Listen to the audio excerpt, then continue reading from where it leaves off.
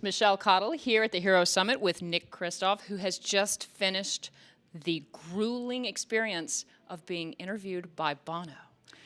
It was a little odd to be on the receiving side. And were you surprised to find out that you are his hero? That must be a little bizarre in itself. That is really weird, especially for a cynical journalist, of course. Did you know him well before this? I've known him and we've crossed paths, but I wouldn't say I've known him really well. We never traveled together, but I've had huge admiration for what he's done in trying to really force issues like AIDS and malaria and global health onto the global agenda. Now, do you see him as a kind of role model of sorts for any kind of younger celebrities coming up? Because you guys talked a lot about what celebrities can do. Yeah, frankly, I think that we in the news media are kind of dropping, that we used to be the ones who would shine a spotlight on some of these kind of important but non-glamorous global issues. And I think we in the news business are going to be doing that less and less. And so it's going to be more, if they're going to get attention, it's going to be more the Bonos, the George Clooney's, and then a younger generation coming after them. That are going to be the ones who actually get attention, if there is going to be attention. So you think that's going to be the new model of sorts? I mean, the way you get the attention is you find you a celebrity that is going to shine the spotlight? I mean, since the old-fashioned way doesn't seem to...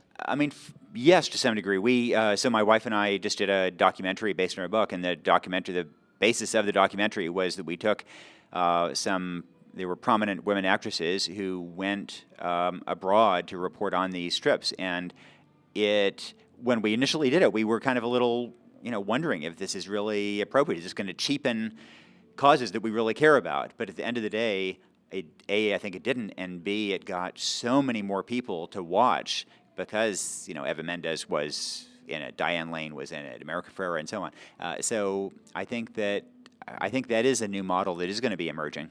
Now, looking at your own profession, do you see people coming up behind you who are going to be doing what you're doing, or do you think that's a lack of interest there? I think that there are an awful lot of journalists who want to cover these issues. I think a lot of us go into journalism because we, frankly, we do want to make a difference in some way. But the business model of journalism is in considerable doubt, and that's true of news magazines, of television, of newspapers. It's true across the board, and we're kind of groping to figure out who's going to pay the bills to cover these kinds of stories that we really care about. I think that in the old days there was a certain amount of kind of, if you will, journalistic arrogance that this is a important story, damn it, and you're going to watch it. And now we can't do that because we're all concerned about ratings and viewers and clicks. And so the question is going to be, can we figure out a business model that is going to pay for this kind of journalism?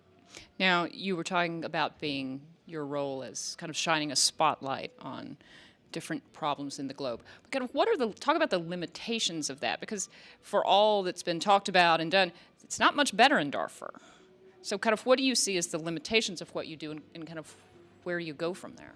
Sure. Darfur is a good example. And, every Mondays, Wednesdays, and Fridays, I feel totally despairing that after all this attention, there are still people getting murdered and raped in Darfur, that there are not nearly enough aid groups there. But then Tuesdays and Thursdays, I look there and I think, there are hundreds of thousands of people who are alive today in Darfur, and refugees who crossed into Chad who are alive today there because there was a certain amount of interest, because people were paying attention, because students marched and protested.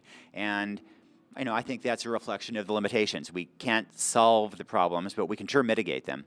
Now, you mentioned the State Department and kind of the work that Milan Verveer and people over there have done. Who do you think's going to be next, and kind of how do you think it's going to change? I think that Hillary Clinton cared very, very deeply about global women's issues, and I think that she made the argument internally that this is a security issue, that development, poverty, this is a real security issue.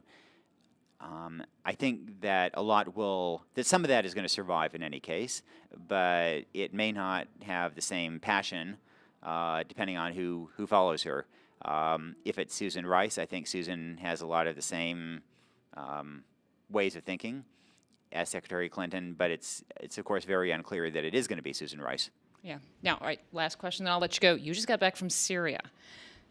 So Boy, Syria makes you happy to be back in the U.S. where next? I'm trying to work that out right now. I'll be going to China toward a little bit later, and there's a new leadership team in China for the next 10 years. But I may drop by somewhere else on the way. All right. Well, thanks very much. Thanks so much for all of your work, and thanks for coming and joining us. Thanks a lot.